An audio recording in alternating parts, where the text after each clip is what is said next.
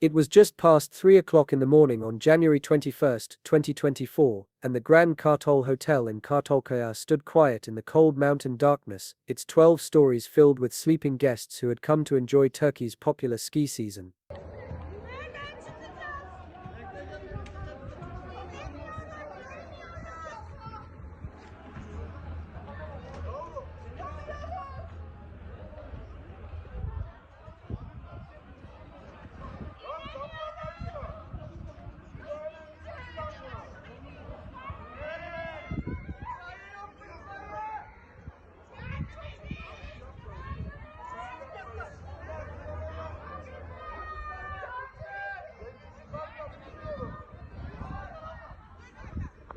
The hotel, located in the Kurolu Mountains of Bolu province about 170 kilometers from Istanbul, was operating at full capacity with 161 guests occupying its 237 rooms.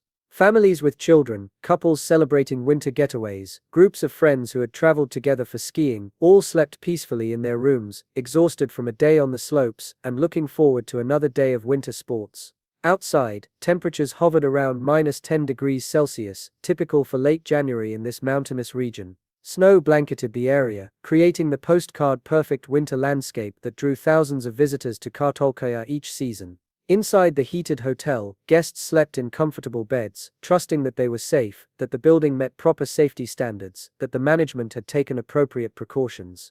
Everything appeared normal, just another quiet night at a busy ski resort hotel where nothing terrible was supposed to happen. The Grand Kartal Hotel had been operating for years as one of Kartalkaya's established accommodations, not the newest or most luxurious facility, but a solid mid-range option popular with Turkish families and groups seeking affordable access to the ski slopes. The 12-story structure housed restaurants, common areas, and the guest rooms spread across its upper floors. Like many hotels built during Turkey's tourism boom of previous decades, it combined functional design with enough amenities to satisfy guests without the premium pricing of luxury resorts. The location was ideal, situated close to ski lifts and slopes, allowing guests to easily access skiing during the day and return to warm rooms and hot meals at night. During peak season, which January certainly was, the hotel filled to capacity, generating the revenue that sustained the business through the off-season months when tourism slowed. What guests sleeping in the Grand Kartal that night did not know, what they had no way of knowing, was that the hotel had serious fire safety deficiencies that created conditions where a fire would be catastrophic rather than merely dangerous. These deficiencies were not secrets hidden from everyone. Building inspectors knew or should have known. Hotel management certainly knew. But information about fire safety violations and missing safety equipment doesn't typically reach guests browsing hotel options online or checking into their rooms. The marketing materials showed attractive rooms and proximity to slopes. The reviews mentioned good food and friendly staff. Nobody wrote reviews saying the fire alarm system was inadequate or that the building lacked sprinklers, because guests don't inspect fire safety systems. They assume, reasonably, that such things are handled by authorities, that buildings operating legally must meet basic safety standards. The reality at Grand Kartal was far from what guests would have assumed. The hotel lacked an automatic sprinkler system, those ceiling-mounted water dispensers that activate when fire is detected and can suppress flames before they spread out of control. Sprinklers are considered essential fire safety equipment in modern hotels, particularly high-rise buildings where evacuation is challenging and fires can spread rapidly through vertical spaces. The absence of sprinklers meant that once a fire started, there would be no automatic suppression, only whatever manual firefighting efforts could be mounted by staff or responding fire departments. The hotel's fire alarm system was either non-functional, inadequate or poorly maintained, meaning that when fire did break out, guests would not receive early warning that could make the difference between escape and death. Perhaps most critically, the building had grossly inadequate means of egress for a 12-story structure housing hundreds of people. Proper building codes require multiple fire stairs in high-rise buildings, separated from each other so that if smoke or fire compromises one stairwell, occupants can use alternatives. The Grand Kartal had essentially one usable fire stair for the entire building. This wasn't just inadequate, it was catastrophically insufficient. In a fire emergency, hundreds of people would need to evacuate simultaneously, all funneling toward a single exit route. If that route became compromised by smoke or fire, people on upper floors would have no alternative means of escape. They would be trapped, unable to go down through smoke-filled stairs and unable to go up because the roof offered no rescue access in winter mountain conditions. The question of how a hotel with such serious safety deficiencies could operate legally has uncomfortable answers that implicate Turkey's building inspection and enforcement systems. In theory, hotels must meet fire safety codes before receiving operating permits. Inspections are supposed to verify compliance. Violations are supposed to trigger enforcement actions that close facilities until deficiencies are corrected. In practice, enforcement varies widely depending on location, political connections, inspector diligence, and whether building owners cut corners or make required investments in safety. Some hotels operate for years with known violations, paying fines that are cheaper than installing proper safety systems, or navigating bureaucratic processes that allow continued operation pending eventual compliance. The system assumes a level of enforcement rigor and official integrity that doesn't always match reality.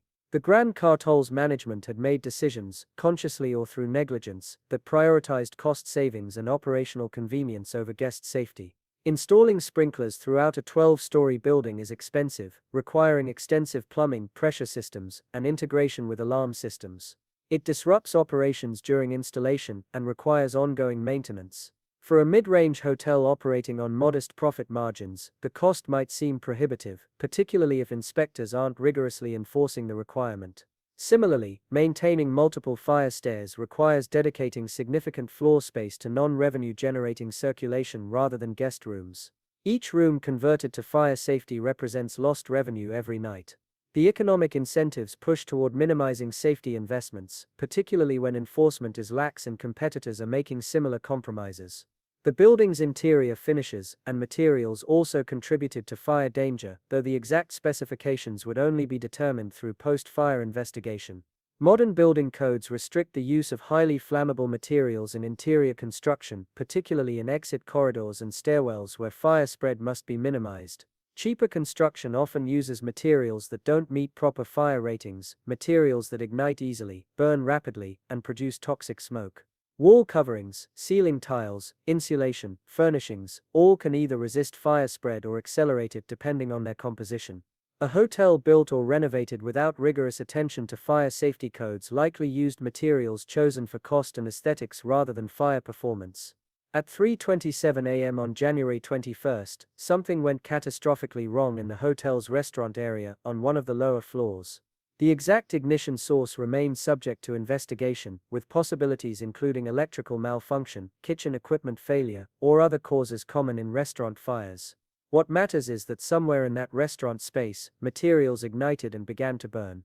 In a building with proper fire safety systems, this is the moment when automatic detection should trigger alarms, sprinklers should activate to suppress the growing flames, and early warning should give occupants time to evacuate while the fire is still small and containable. None of those things happened at the Grand Kartal. The fire grew unchecked, feeding on whatever combustible materials surrounded the ignition point. Restaurant spaces contain abundant fuel, including furniture, decorations, kitchen materials, and structural elements. Without sprinkler suppression, the fire spread from its origin point, growing larger and hotter. Burning materials produced smoke, the toxic mixture of combustion products that kills most fire victims before flames ever reach them. The smoke carried carbon monoxide, cyanide compounds from burning plastics, and particulates that cause respiratory failure and disorientation. In an enclosed building, smoke fills spaces rapidly, rising through any vertical openings and spreading horizontally through corridors and rooms. The fire's growth followed predictable patterns that fire scientists understand well. Initial burning in the ignition area produced heat and smoke. As temperatures increased, the fire entered flashover, the transition point where everything combustible in a room ignites nearly simultaneously, creating intense heat and rapid fire spread. From the restaurant area, fire and smoke propagated through the building, using any available paths including stairwells, elevator shafts, ventilation ducts, and gaps in construction. The building's vertical orientation created stack effect, where hot gases rise through vertical spaces like chimneys, carrying fire and smoke upward through the structure. Upper floors, far from the fire's origin, began filling with toxic smoke while occupants slept, unaware of the danger rising toward them. Hotel staff who discovered the fire in its early stages faced an impossible situation. They could try to fight the fire with portable extinguishers, but a fire that has grown beyond very initial stages cannot be suppressed by handheld extinguishers. They could try to warn guests, but going door to door through 12 floors while fire and smoke spread would take time they didn't have, and the lack of a functioning alarm system meant no way to simultaneously alert everyone. They could evacuate themselves, prioritizing their own survival over guests who were still sleeping unaware. Whatever choices staff made in those first minutes, the outcome was predetermined by the building's safety deficiencies. This fire was going to be catastrophic because the systems that should have prevented catastrophe didn't exist. The first guests to become aware of the fire woke to smoke, unusual sounds, or the frantic warnings of staff or other guests. Those on lower floors closer to the fire's origin had somewhat better chances if they reacted immediately, moving toward exits before smoke made stairwells impassable. But even these guests faced challenges. In darkness and growing panic, finding exits in an unfamiliar building is difficult. Smoke reduces visibility to 0 in seconds. The single usable stairway quickly filled with smoke, and with people trying to evacuate simultaneously, creating bottlenecks and confusion. Some guests managed to reach ground level and escape the building. Others turned back when they encountered impassable smoke, returning to their rooms to seek alternative escape routes that didn't exist. Guests on upper floors faced the worst situation. By the time smoke reached their levels and they woke, the fire had grown substantially, and the stairway was already compromised. Some never woke at all, carbon monoxide and other toxic gases causing unconsciousness before victims realize they're in danger. Smoke inhalation kills quickly and relatively painlessly compared to burning, a small mercy in an otherwise horrific situation. Other guests woke to smoke and heat, realized they were trapped, and faced the terrifying reality that they could not escape. Some went to windows, breaking glass and calling for help, hoping for rescue that wasn't coming in time. Kartalkaya's remote mountain location meant fire departments were not nearby. Response time would be measured in tens of minutes, not the minutes that matter in a structure fire. The fire's spread through the building was rapid and comprehensive. What had started in the restaurant area had grown into a full building involvement, with multiple floors burning simultaneously. The heat was intense enough to shatter windows, providing oxygen that fed the flames even more. Smoke poured from broken windows, creating the dramatic plumes visible from distance that would later fill news broadcasts and social media. Inside the building, conditions were incompatible with human survival. Temperatures exceeded hundreds of degrees Celsius. Oxygen levels dropped as combustion consumed available air. Smoke concentration was so dense that visibility was 0 and breathing even once could cause incapacitation. Outside the hotel, people who had managed to escape stood in the freezing night, many in nightwear, watching in horror as the building burned with people still inside. Some could see lights from upper floor windows where guests were trapped, could hear screams though specific words were impossible to make out. The feeling of helplessness was overwhelming. People were dying inside the burning building, and there was nothing the survivors could do. No ladder could reach upper floors, no amount of courage could allow someone to enter the smoke-filled structure and survive. They could only watch and hope that somehow firefighters would arrive in time to save those still inside. The first fire response units arrived perhaps 20 or 30 minutes after the fire started, their response time slowed by distance, mountain roads and winter conditions.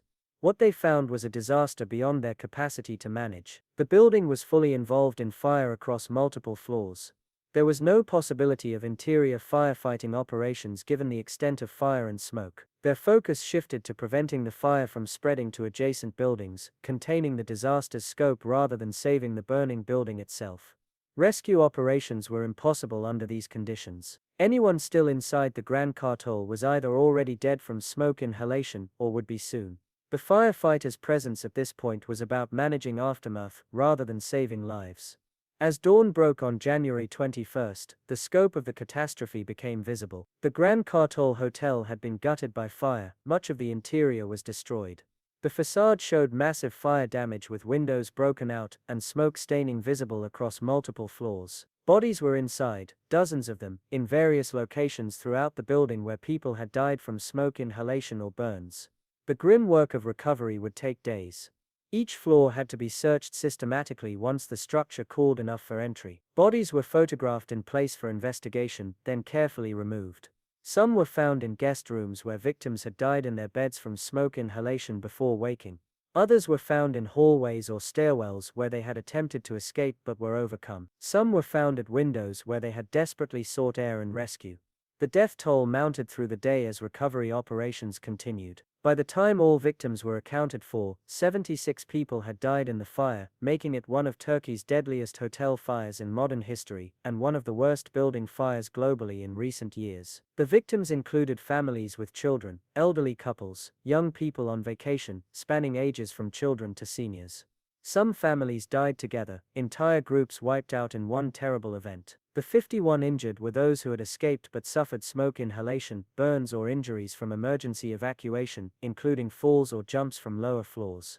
The survivors faced long recovery from physical injuries and trauma that would last far beyond physical healing. Identifying victims proved challenging and traumatic. Many bodies were burned beyond visual recognition. Forensic teams collected DNA samples from remains and from family members, beginning the process of matching bodies to identities. Families waited in agony for days, knowing their loved ones were almost certainly dead but unable to bury them until official identification was confirmed. Some families lost multiple members, facing the unimaginable grief of losing parents and children, siblings, or entire family units. The morgues in nearby cities were overwhelmed with bodies. Temporary facilities were established to handle the volume. The investigation began immediately amid public outrage and demands for accountability. How could a hotel operating legally have such grossly inadequate fire safety? Who had approved the building's operation despite obvious deficiencies? Had there been corruption allowing the hotel to operate despite violations?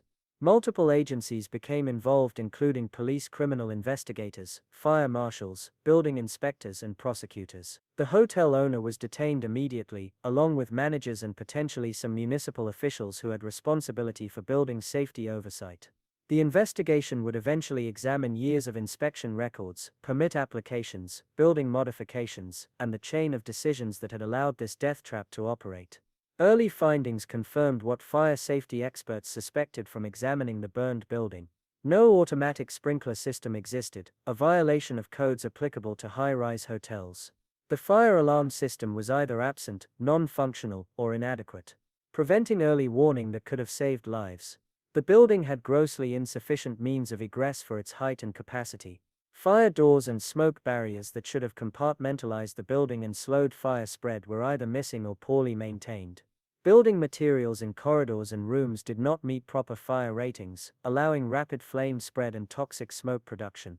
Every finding pointed to systematic neglect of fire safety, either through deliberate cost-cutting or through negligent failure to maintain and upgrade safety systems. The political response was swift given the magnitude of tragedy and public outrage. Turkey declared a national day of mourning. Flags flew at half-staff. Government officials visited the site and met with victims' families. Promises were made about accountability, reforms, and ensuring such a disaster would never happen again. The tourism ministry announced immediate safety inspections of all hotels in Turkey's ski resorts, and potentially all hotels nationally. Initial inspections reportedly found safety violations at numerous other facilities, raising uncomfortable questions about how widespread the problem was. Some hotels were ordered closed until violations were corrected, creating economic disruption but prioritizing safety over business concerns. The prosecutions that followed were complex and contentious. The hotel owner and several managers faced charges including manslaughter, negligent homicide, and building code violations. Municipal officials who had issued operating permits or conducted inspections faced charges of negligence or dereliction of duty. The legal theory was straightforward. These defendants had responsibilities for fire safety, had failed to fulfill those responsibilities either through active neglect or passive failure, and 76 people died as a direct result. Defense attorneys argued that responsibility was diffuse, that their clients had relied on others' expertise, that systemic problems in enforcement meant their clients weren't uniquely culpable. The trials would take years to resolve. Civil lawsuits filed by victims' families sought compensation from the hotel owners, the management company, municipal authorities, and potentially insurance companies. The damages claimed were substantial, reflecting not just economic losses, but the incalculable harm of losing family members in such a terrible way. Families wanted financial security and also wanted the lawsuits to serve as vehicles for establishing facts and assigning blame. Turkish civil law doesn't provide the enormous damage awards sometimes seen in American lawsuits, but the combined claims still created financial obligations that would likely exceed the hotel operation's total value. The broader conversation about building safety in Turkey became intense and uncomfortable. This wasn't the first major building fire in Turkish history. Previous incidents had killed people and prompted temporary attention to safety issues before focus moved on and enforcement lapsed. Critics argued that Turkey had adequate building codes on paper but failed to enforce them rigorously and consistently. Corruption, political connections, and economic pressures to keep businesses operating often trumped safety concerns. Building inspectors faced pressures to approve projects or overlook violations. Owners had incentives to minimize safety investments. The system created conditions where disasters became not just possible but probable. The psychological impact on survivors was profound and lasting. People who escaped the burning hotel carried trauma from watching friends or family members die, from making split-second decisions about who to try to save, from the survivor guilt of escaping while others didn't. Many developed post-traumatic stress disorder with nightmares, flashbacks, and severe anxiety. Simple triggers like smoke smells or hotel stays could cause panic attacks. Some survivors required extensive psychological treatment and medication. Support groups were formed where survivors could share experiences with others who understood the unique trauma of the disaster. The rescue workers and firefighters who responded also suffered psychological impacts. Searching the burned building and recovering bodies, particularly bodies of children, created trauma that standard debriefings couldn't fully address. Some responders struggled with depression and anxiety related to the incident. The sense of helplessness, arriving to find so many people already dead with no possibility of saving them, was particularly difficult to process. Firefighter peer support programs provided counseling, but the impact of that day would affect responders for years. The economic impact on Kartalkaya's tourism industry was immediate and severe. The resort had built its reputation on providing safe, enjoyable winter vacations. The fire shattered that image. Booking cancellations flooded in as people who had reservations decided to go elsewhere. International tourists particularly avoided the area, seeing Turkish ski resorts as unsafe. Hotels that had been fully booked suddenly had empty rooms. Ski lift operators, restaurants, and all the businesses dependent on tourism suffered dramatic revenue losses. The entire regional economy, heavily dependent on winter tourism, faced serious strain. The broader Turkish tourism industry also suffered reputational damage. International media coverage of the fire, showing the burned building and reporting on the safety violations, created perception that Turkish tourist facilities were unsafe. This was unfair to the many Turkish hotels and resorts that maintained proper safety standards, but perception doesn't always match reality. Bookings declined across the country as some travelers chose other destinations. The industry lobbied government for rapid reforms to restore confidence, understanding that their economic survival depended on demonstrating commitment to safety. The reforms that emerged from the disaster included stricter inspection requirements for high-rise hotels, mandatory sprinkler systems in new construction and retrofitting requirements for existing buildings, enhanced fire alarm standards, and more rigorous inspector training and oversight. Penalties for violations increased. Some reforms were implemented quickly through ministerial orders, others required legislative action and took longer. The challenge would be ensuring sustained enforcement rather than initial intense attention that fades over time as the disaster recedes from public memory. The memorial and commemoration of the disaster proved contentious. Victims' families wanted a permanent memorial at the fire site honoring the 76 people who died. The hotel site was private property, complicating efforts. Some families wanted the burned building preserved as a memorial and warning. Others wanted it demolished to remove the painful reminder. Economic pressures pushed toward demolition and rebuilding to restore the property to productive use. Eventually a compromise emerged involving demolition but with a memorial marker on the site listing victims' names. The question of whether the Grand Kartal fire could have been prevented has an unambiguous answer: absolutely yes. Every element necessary to prevent the disaster existed: building codes specifying required safety features, inspection systems supposed to verify compliance, enforcement mechanisms to close unsafe facilities, and technical knowledge about fire safety accumulated over centuries. What was missing was the will to prioritize safety over cost and convenience, to enforce requirements even when enforcement was inconvenient or expensive, to value human life more than profit margins and political expediency. 76 people died because multiple parties made decisions, consciously or through negligence, that created fatal conditions. The families of the dead carried grief that would never fully heal. Parents lost children whose lives had barely begun. Children lost parents who should have watched them grow up. Spouses lost partners with whom they'd planned futures. The randomness was particularly cruel. Who lived and who died often came down to which room someone happened to be assigned, whether they woke early enough, whether smoke reached their floor before they could react. The grief was complicated by anger at the preventable nature of the deaths. These people hadn't taken risks or made dangerous choices. They had booked hotel rooms, expecting basic safety, and died because that reasonable expectation wasn't met. The broader lessons from the Grand Kartal fire are uncomfortable because they indict systems and choices rather than individual villains. Yes, the hotel owner and managers bear responsibility for operating an unsafe facility. Yes, inspectors who approved operation despite deficiencies failed their duties. But the disaster also reflects broader failures in regulatory systems, enforcement culture, and societal willingness to prioritize safety. Every country faces tensions between business interests and safety regulation. Every building owner faces cost pressures that make safety investments seem expensive. The question is whether systems exist to ensure safety regardless of those pressures, and whether those systems are actually implemented rather than existing only on paper. Today, the site where the Grand Kartal Hotel once stood is marked by whatever memorial was eventually erected, a reminder of what happened and what was lost. For those who know the history, passing the site evokes memories of a preventable tragedy. For visitors unaware of the history, it might just be another mountain location awaiting development. The 76 people who died came to Kartalkaya expecting winter fun, skiing and relaxation and time with family and friends. They should have returned home with photos and memories and plans for future trips. Instead, they died terribly, burned or suffocated in a building that should never have been allowed to operate as it did, victims of negligence that was as preventable as it was deadly.